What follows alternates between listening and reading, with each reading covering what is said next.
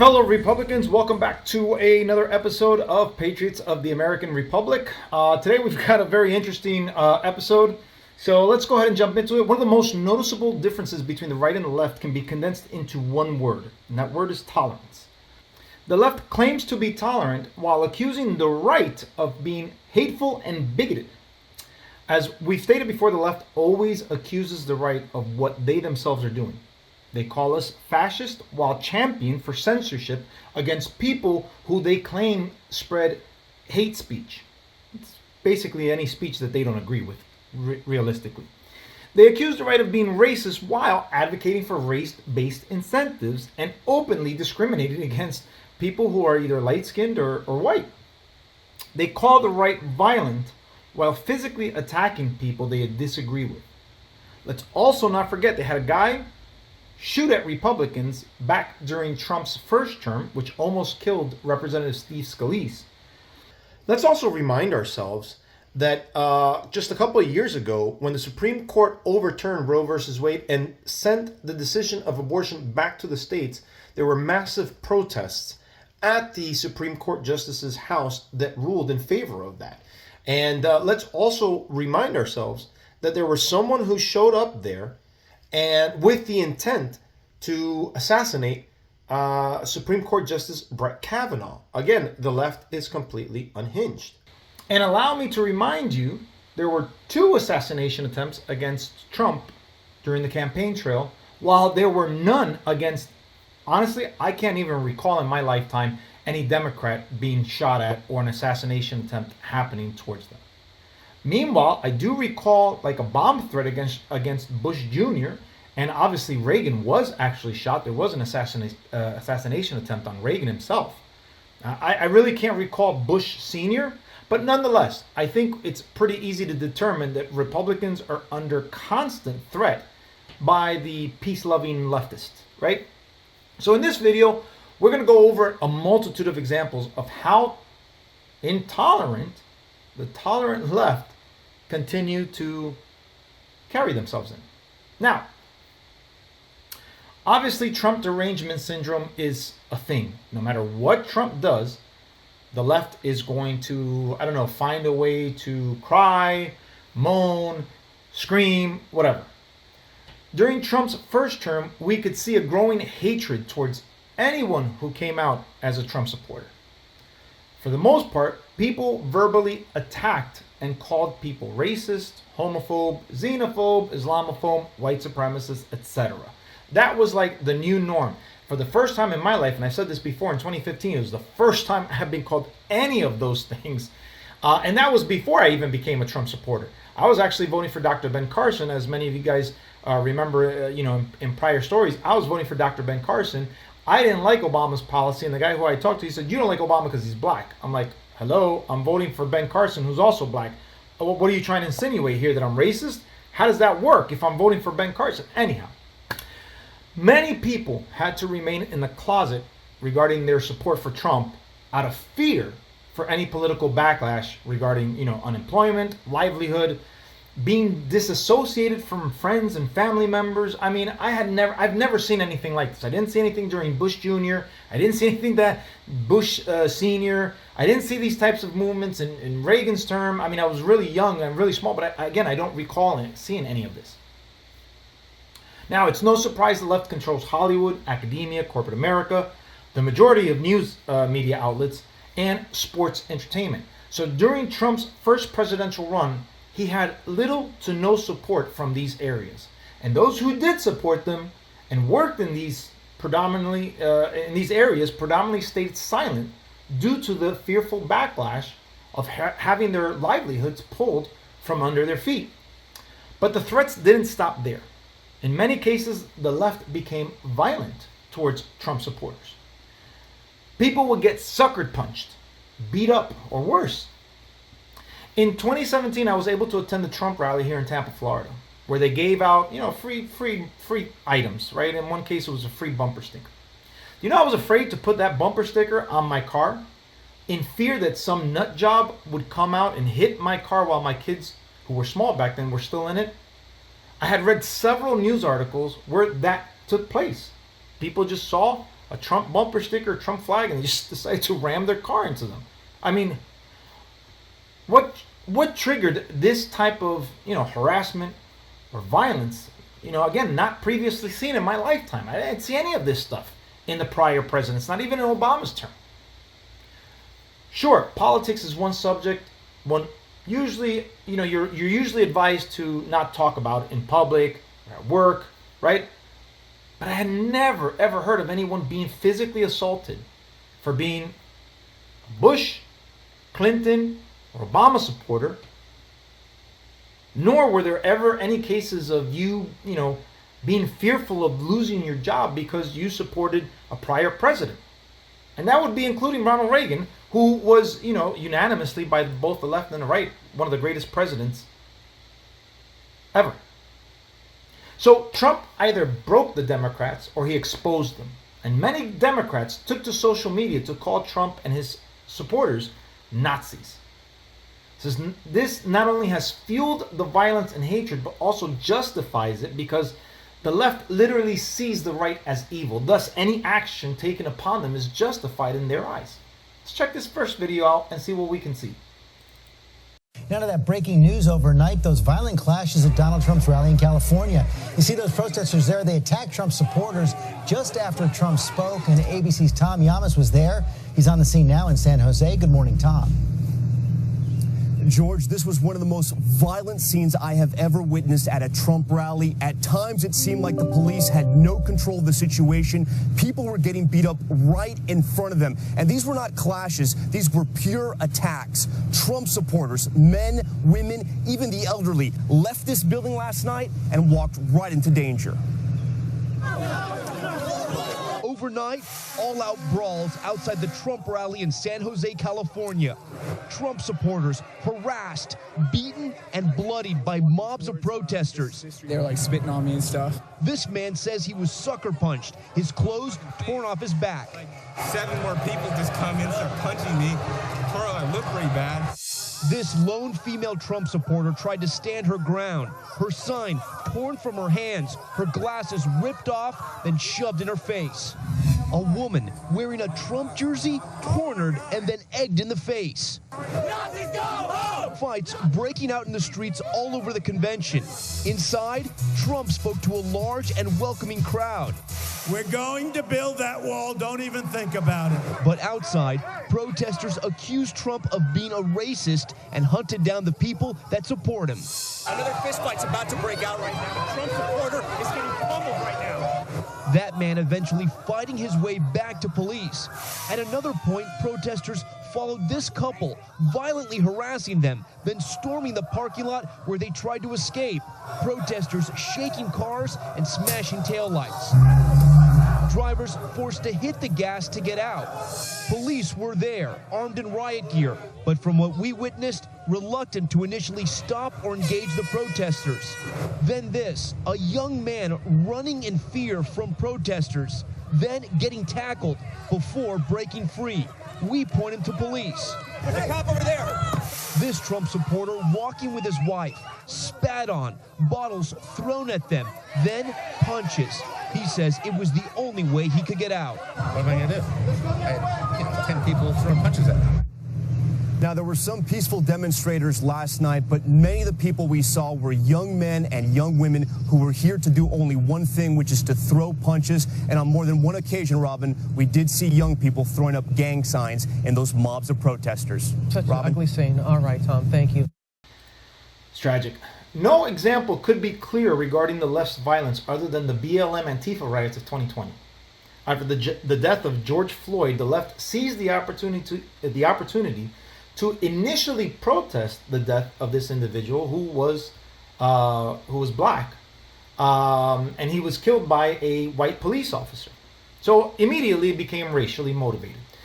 The protest quickly turned into a massive riot that spread across many different states, causing billions in property damage and even cost the lives of many innocent bystanders. The country looked on for weeks as night after night more riots broke out and spread from one major city into another major city, and then eventually, and in some areas, into the suburb areas. Despite the obvious everyone was seeing from their own two eyes, the media attempted to gaslight the American people by reporting that these were mostly peaceful protests, or naming it the Summer of Love. Overnight, growing national unrest. In New York City, dozens of looters seen kicking in windows and breaking into stores across Midtown Manhattan. Macy's iconic flagship ransacked, reports of fires set inside. The chaos coming after a day of peaceful protests across the city. Anyone coming to Manhattan with the intent to take advantage of people during this very difficult time, we are going to ensure that we do everything that you are prosecuted to the fullest extent of the law. In Seattle overnight, a face-off between protesters and police escalated quickly. Officers working to break up the crowd with tear gas and flashbangs. NBC News correspondent Jolene Kent caught in the chaos. Oh my gosh. But able to evacuate safely.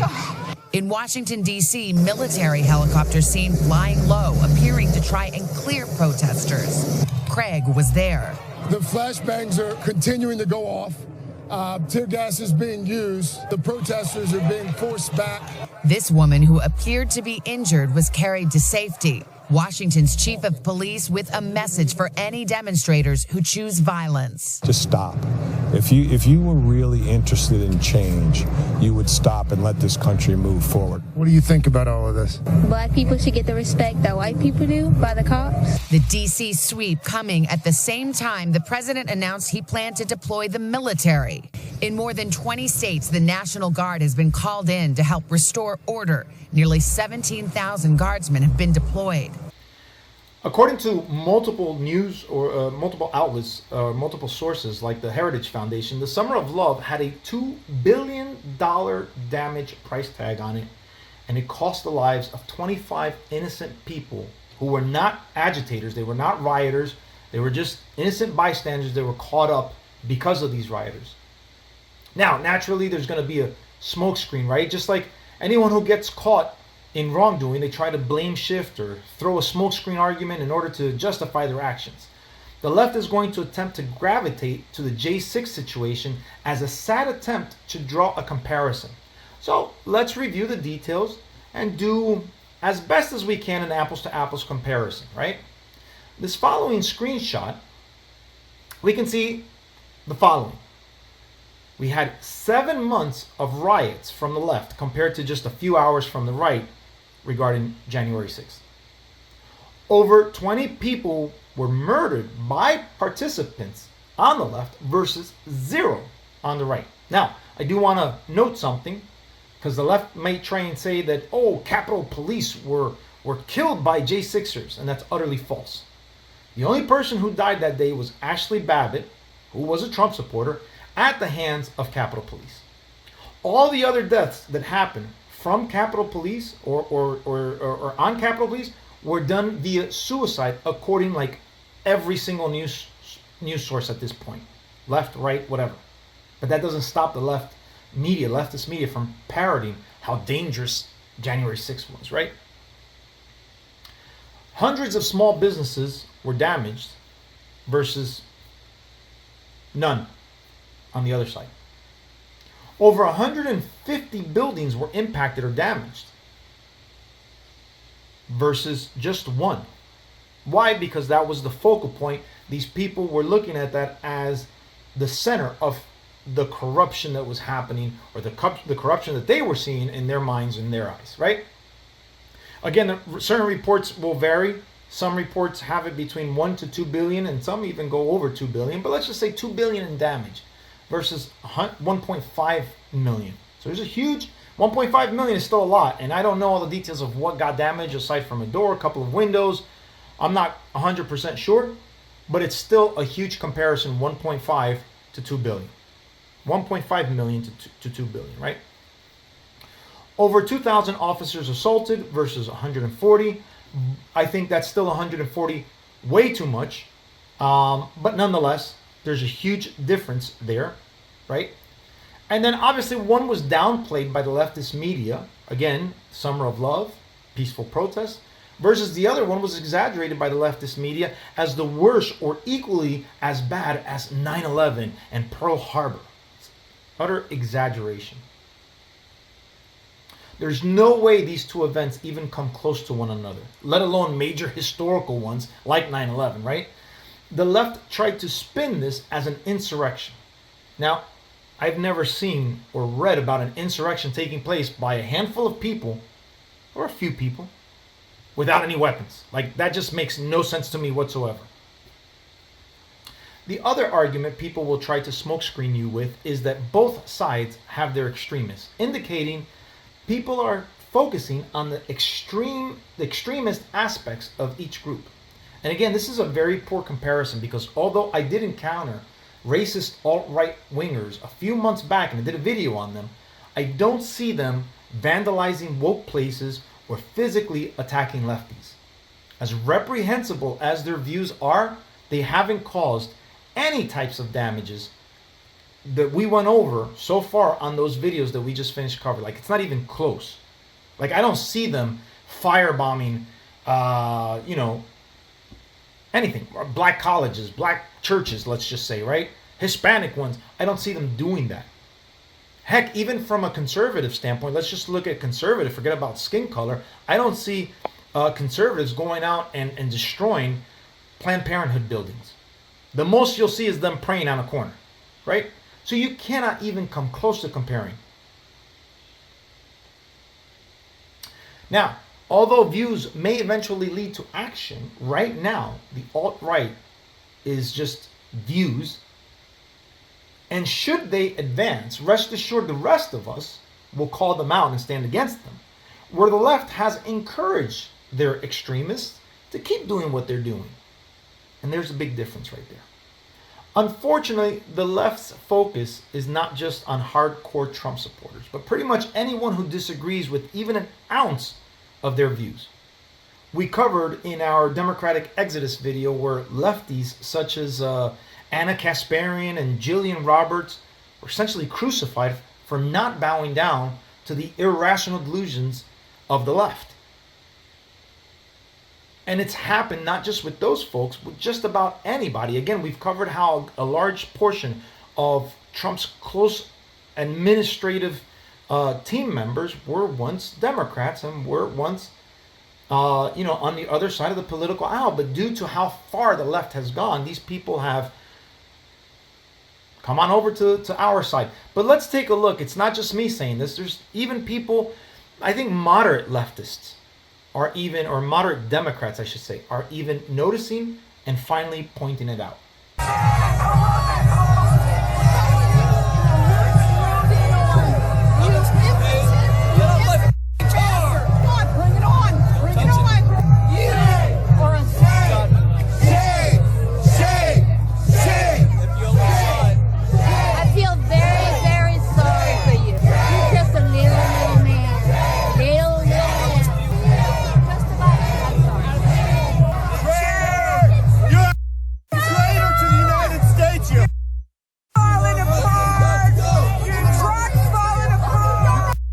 It was, I think the Democrats just got to have a suffocating persona where you just couldn't do anything or say anything that wasn't to be criticized. Somebody once wrote, "The politics of purity makes people stupid and mean." Was that you? It was you, fool. Oh. And here's another example with Gavin Newsom, where he makes the claim that the left has become toxic. I mean, this idea that we can't even have a conversation with the other side. You have to. They won. Thank you. That's it. Bottom line. And by the way, or the notion we just have to continue to talk to ourselves or we're in the same damn echo chamber. These guys are crushing us. The Democratic brand is toxic right now. It's one thing to make noise, but you also have to make sense. Due to this type of alienation of not totally conforming to their views, many people that are moderate or in the middle have shifted themselves over, which the result is Trump winning the popular vote in 2024. Now, the uniquely interesting part about this particular section is how the left will call the right fascist, yet they will censor and cancel anyone who does not fully believe in what they believe in. No example can be clearer than how they went from loving Elon Musk and wanting his electric cars to save the environment, and then they switched to attempting to collapse Tesla and vandalize anyone who owns a Tesla vehicle simply because Elon Musk is running Doge and is attempting to identify fraud, wasteful government spending, and help keep more money in taxpayers' pockets. Over the last several weeks, protests have popped up around the country against Elon Musk. Most concerning, though, is how people have been so brainwashed by the encouragement of the leftist media that they've gone on to actually vandalize people's Teslas. Good morning, Dana and Michelle. Police across the country say they're seeing an uptick of attacks on Tesla property since President Trump tapped its CEO, Elon Musk, to oversee the Department of Government Efficiency, which has recommended deep federal budget and job cuts. But authorities warn the vandalism will come with steep consequences. The surveillance video shows what police say is a suspect firebombing Teslas parked at a Las Vegas service center last week. Thursday, authorities arrested 36-year-old Paul Juan Kim, who they claim graffitied the word resist onto the building and fired several rounds into the cars before throwing Molotov cocktails at them. Ultimately, that DNA that was collected from our subject does match. It was a positive identification to the DNA that we collected on scene. CBS News has identified at least 32 vandalism cases across 16 states on Tesla cars, charging stations, and dealerships since January. From swastikas spray painted on them in New York City to incendiary devices found outside of a Tesla showroom in Austin, Texas, Monday. Jeff Nguyen bought his Tesla 3 years ago and says the built-in camera caught a man keying it at a Texas airport last week. It's kind of crazy that just something like this is turned into like a political thing. The FBI has launched a task force to investigate what it's calling acts of domestic terrorism. I think they're going to suffer very grave consequences because they're really terrorists when you think about it. In Las Vegas, the suspect is facing a litany of charges, including arson. Police say they found multiple firearms at his apartment, and the FBI is now analyzing his electronic devices. What's sad is that these people who have Teslas, there's more than likely a good percentage of them that were on the left that bought these Teslas before, Elon got involved politically, but they're seeing firsthand. I mean, nobody should really experience this, to be quite frank, but they're seeing how crazy these people are, and obviously that's not the right. Unfortunately, acts of violence are far too common when it comes to the left. They've been empowered and emboldened by the lawless supporting Democrats who find ways to bail these people out or keep them from being held accountable for their actions. These people are so overtaken by their emotions of hatred towards the right that without hesitation and thought, they'll jump to vandalize or attack someone. Guys, we are turning John's Pass into Trump country. That's what we do. I just go around places and I turn it into Trump country. I am a one-man Trump rally. What are you drinking? Coke. Got to stay hydrated. Exactly. All right, so you're voting for Donald Trump? Yes. How come? Because he's the best for the country. Because he's the best for the country. Look at this weird guy. Yeah, He's never lifted a weight in his life. They call us weird. Are you really going to hit me? Are you really going to hit me? You want to go to jail for assault? You look like What's wrong with the Democrats? You look like Thomas Crooks. You look like Thomas Crooks. You're crazy. You better get out of here before you get your ass kicked. What a psycho. What's wrong with the Democrats? You're about to go viral, motherfucker. We got that on camera. Little soy boy.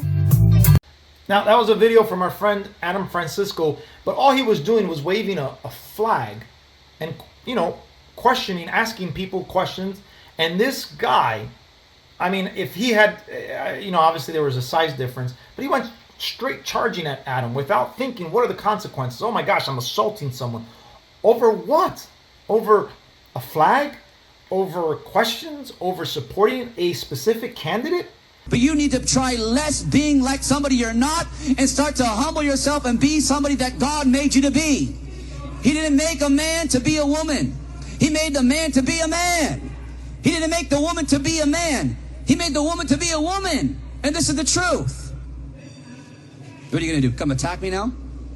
I should. Hey, man, it's up to you. If you want to pull that on me, well, God bless you. So you just threatened me with a gun. You just pulled a gun on my face. Man, Lord have mercy on you. This means that you don't even know who you are. Nope, I still love you. Even though you pulled a gun on me, I still love you. I still bless you. In the subsequent video, you can see that this gentleman pulls out a gun and points it at somebody simply for giving their views. This is insane. What is leading someone to do this simply for having a difference of opinion or a different view? The person is not being rude. They're not insulting them. They're definitely not threatening them. So what gives this individual or any individual the right to do something like this? It does not make sense. I don't know when things became, like, the mentally ill became, free to do whatever they want. But I grew up in a time where we could have difference of opinions and respect each other, still be friends or family or whatever the case may be. It doesn't seem like we're in those times, or we haven't been in those times for quite some time now. And it's very sad. Just last week, there was a girl who's a friend of Adam, and Adam is obviously a friend of ours, was attacked on the streets of New York simply for asking questions and challenging a pro-choice viewer, challenging her thought process when it comes to her views. Should still have the choice. So you went from saying that my outfit was really cute to saying I'm an effing idiot. That's so mean. But I think that your point of view is very obstructed, and I think that you just don't understand the magnitude of having a child. Yeah, well, I'm not the one who admitted they would be okay with killing babies in foster care and killing children that have been abused. That's not the point. What I'm saying. That's really. What's wrong with you?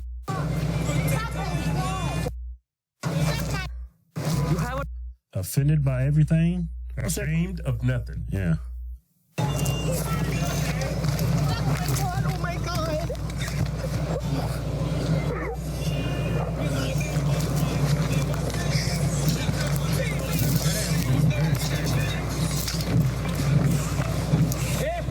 I don't think she's been exposed to. She ain't been exposed to that ghetto behavior. Yeah, I've lived in black neighborhoods, and I know danger when I see it. What the f*** are you doing?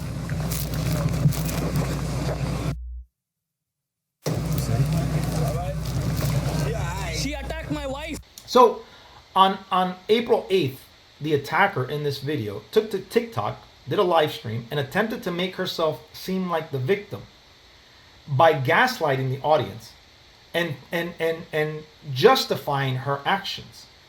She tried to make the girl named Savannah, who was the girl asking the question, seem like the agitator, and that she was within her right to physically assault her, right? So I hope that Savannah presses charges to the fullest, because it's clear what happened. I mean, it's so clear, I think Stevie Wonder would be able to attest to it. I just got an update today, or last night actually, from our friend Adam Francisco. Shout out to Adam Francisco.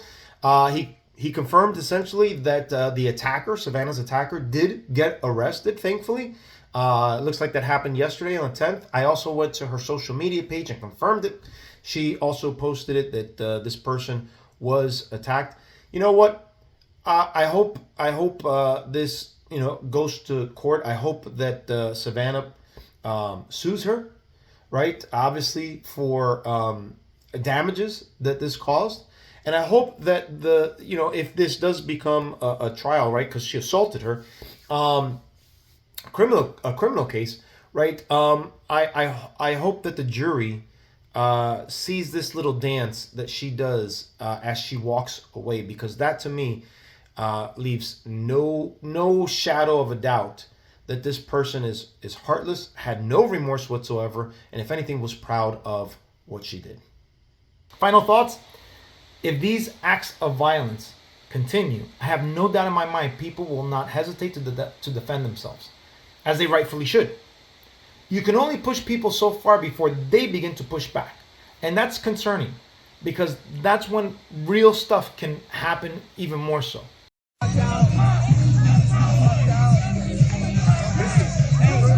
I'm telling you.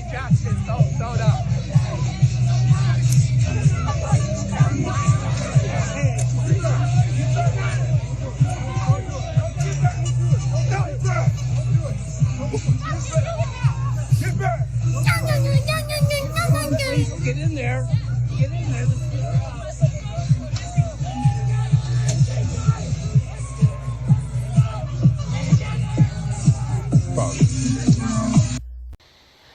Thankfully, here in the state of Florida, we do have our ground law, but unfortunately, leftist states will do everything they can to hold the defender accountable instead of the attacker, again, due to their political views. I would prefer things not escalate, because that's never good, right? I mean, when we're talking about ideas, violence should not be a go-to format, right? We're not talking about, the worriment of your life being online. It's just questions. It's just views, right? We should be able to discuss and talk about things, but that's not how the left operates. Again, if you don't agree 100% with the left, you're gone. You're out. Here's a good example. I've mentioned this before. I had a family member, because my kids and I, we went on a camping trip during COVID, and we weren't wearing masks. We were outside. She asked when she saw the pictures, "Where are your masks?" "Yeah, we're not doing that here." She literally unfriended me, unfollowed me, deleted me, and I have not spoken to my cousin. It's my mom's cousin, so it's my second cousin, in now 5 years. Have no idea where she's at, because she's so triggered that I didn't fall in line with mask mandates, which were not mandated here in the state of Florida at that time. And so because of that, I'm no longer her family. That's how the left is. Since becoming a open Trump supporter, or even a Republican, I've lost dozens of friends. And yet, I don't delete friends for having a different view or a different opinion. But again, that is the difference between the left and the right. And that's exactly what many people, it's not just me saying this, many people will attest to that. Many people are fearful to come out as a Trump supporter because of the backlash. Many people have been disowned, unfriended, even lost their livelihoods. Gina Carano is a good example of that. She didn't even come out as a Trump supporter. She just questioned a couple of things or pushed back on certain things regarding C-19, and she got fired. She gave the hint of conservatism. She's not even at least I don't think she's a conservatism, but because she didn't fall in line with what the left was dictating at that particular moment, she was gone. So, my friends, again, I don't think, I hope, like I said, there might be some pushback, and I hope that I just want cooler heads to prevail. I hope the left changes, but I don't think they are. And my fear is the right is going to eventually react, and it could get messy, and I hope it doesn't come to that. But anyhow, guys, that's the end of my video. Thank you so much for joining me. God bless Donald Trump. God bless America, and God bless you guys. Take care. Till the next one. Bye-bye.